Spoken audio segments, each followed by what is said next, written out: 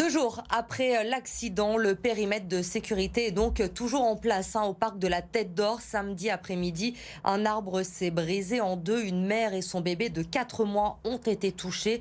Leurs jours ne sont plus en danger aujourd'hui, mais une enquête a été ouverte pour rechercher les causes de l'accident. Arthur Blé. Ce lundi, il était encore impossible de s'approcher des lieux du drame. Le périmètre reste bouclé au parc de la Tête d'Or. Depuis samedi après-midi, certaines familles reconnaissent éviter le secteur, craignant une nouvelle chute d'arbres. D'autres passants profitent de l'air frais du parc, mais s'interrogent. Il y a beaucoup d'arbres au parc. Je pense qu'il y a quand même un entretien qui se fait. Mais c'est quand même bizarre qu'un arbre comme ça tombe. Je ne comprends pas pourquoi ça s'est passé. Pourquoi ils ne se sont pas rendus compte? Qu'est-ce qui s'est passé avant, après? On ne sait pas. Après, la question que je me pose, c'est un arbre aussi qui était malade apparemment. Comment se fait-il qu'il n'était pas repéré en fait Des questions auxquelles l'enquête ouverte devrait répondre rapidement. Depuis samedi, des experts analysent l'arbre pour comprendre les raisons de sa chute. Les autres arbres environnants sont également scrutés pour connaître leur état de santé. Cette parcelle d'arbres, en tout cas, est suivie très régulièrement. La dernière fois, c'était à l'occasion de la fête des Lumières. En tout cas, il n'y avait aucune fragilité apparente. Voilà, on va continuer de ce travail d'expertise. Après, on n'est jamais à l'abri, effectivement, de fragilité non apparente sur un arbre. L'accès à cet espace du parc restera fermé tant que la sécurité des promeneurs ne sera pas assurée. L'émotion était vive encore ce week-end à Vaux-en-Velin. Une marche blanche a été organisée en hommage à Anna et Kadi Noémie, cette mère et cette fille qui ont été tuées à l'arme blanche. Le compagnon et père des victimes s'était rendu au commissariat la semaine dernière pour s'accuser. Jade Terlinck, on en sait plus aujourd'hui sur les circonstances de ce drame familial. Oui, Elodie, le meurtrier présumé a confirmé les faits lors de sa garde à vue avant d'être déféré devant le parquet. Selon les informations du Progrès, une violente dispute aurait éclaté le matin même de ce double meurtre. L'homme de 34 ans aurait tué sa compagne avec une arme blanche, puis aurait assassiné sa fille âgée de 10 ans plus tard dans la journée. Il serait ensuite resté 10 jours dans l'appartement avec les corps de sa compagne et de sa fille allongés dans un lit, recouvertes par des matelas et des couvertures, avant de se rendre alors sous l'emprise de l'alcool et des amphétamines. Et les enquêteurs en ont appris un peu plus également, Jade, sur le contexte familial. Il y avait déjà eu des violences au sein de ce couple. Oui, en effet, les relations dans le couple étaient très compliquées. Une plainte pour menace de mort avait été déposée en 2019 par Anna à l'encontre de son compagnon. Plainte qui avait été classée sans suite en 2021. Le parquet de Lyon a ouvert une enquête pour homicide volontaire par un conjoint et sur mineur de moins de 15 ans. L'enquête se poursuit afin de déterminer les mobiles de ce passage à l'acte. C'est le 37e féminicide en France depuis le début de l'année 2022. Merci Jade pour ces précisions donc sur ce drame familial à Vaux-en-Velin.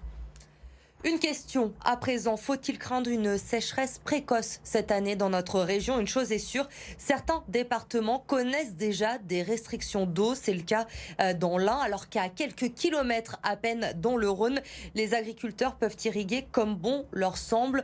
Une incompréhension pour beaucoup. Reportage de Blandine Dalena et Olivier Jouglard.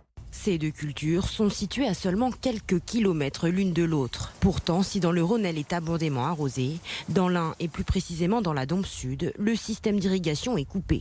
Car cette zone est touchée par un épisode de sécheresse et c'est pourquoi depuis le 31 mars, un arrêté interdit l'arrosage la journée. Cultiver du persil devient donc très compliqué pour ce maraîcher. On n'arrose pas pour le plaisir d'ouvrir les vannes et consommer de l'eau. On est bien conscient des problèmes qu'il y a.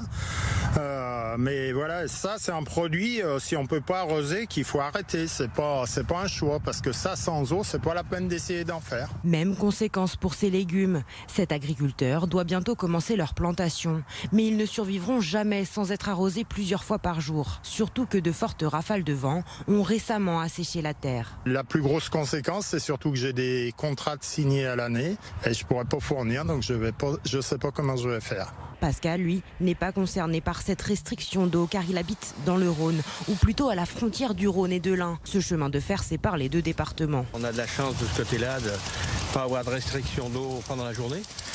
Eux, il va falloir qu'ils s'adaptent à arroser la nuit, chose qui est plus compliquée parce que de jour, on voit si jamais il y a un tuyau qui se débranche, on le voit tout de suite, alors que la nuit, c'est beaucoup plus compliqué. Des conditions de travail bien plus contraignantes auxquelles les agriculteurs de la Dôme Sud vont devoir se plier pendant encore longtemps. L'arrêté court jusqu'au 31 octobre. Et d'autant que les températures en ce moment sont au-dessus des normales de saison. Il a fait très beau, assez chaud pour ce week-end. Pascal, vous avez d'ailleurs été nombreux à profiter du soleil dans les parcs, sur les quais ou encore en terrasse. D'autres ont préféré le calme du parc de Miribel-Jonage aujourd'hui. Et les plus courageux ont même tenté une petite baignade. Écoutez ces promeneurs rencontrés aujourd'hui par Victoria Garnier. On a pique-niqué et puis là on continue, on poursuit notre randonnée. Voilà, on va passer une bonne journée. Il fait super beau et on est super contente. Voilà. On est venu pour faire une chasse aux œufs. Même s'ils disent qu'au mois d'avril, il ne faut pas se découvrir d'un film, mais là, je crois qu'il faut faire tomber les vestes. Il faut t-shirt et voire presque baignade. C'est top, vachement bien. Puis il y a 15 jours, il neigeait, donc c'est bizarre, mais c'est chouette. Nous vous emmenons à présent ce soir dans les entrailles du chantier du prolongement du métro B, un chantier hors norme qui va permettre à terme de relier Villeurbanne aux hôpitaux sud à Saint-Genis-Laval. Laurent Canonico. En surface, la place Anatole France d'Oulin fait peau neuve. Sur le chantier, les différents corps de métier achèvent le gros œuvre avant la phase d'aménagement paysager.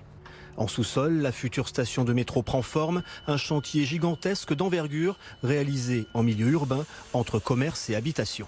On a travaillé avec l'ensemble des services techniques, notre maître d'œuvre, pour assurer le maintien et la sécurité de tout cet environnement de chantier. Pour réaliser une station qui parfois est à 1,50 m, 2 mètres des façades des immeubles.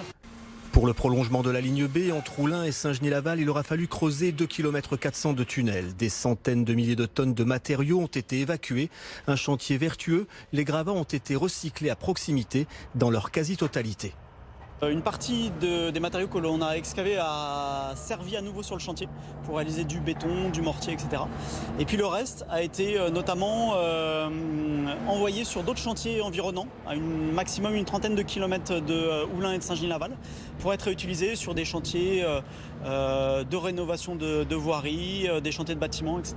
Dans quelques mois, tous les rails seront posés. Reste encore 1 kilomètre à relier pour arriver au terminus. La station Saint-Genis-Laval, hôpital Lyon-Sud, sera à terme un pôle multimodal avec 900 places de stationnement. Donc il faut imaginer ici que ça peut s'élever quasiment jusqu'à la grue G3 qui est derrière nous. On aura un étage, le premier étage entièrement dédié au covoiturage, et puis un rez-de-chaussée plutôt axé sur les modes doux avec un local à vélo qui permettra d'accueillir 490 vélos, et puis également un atelier de réparation de vélos.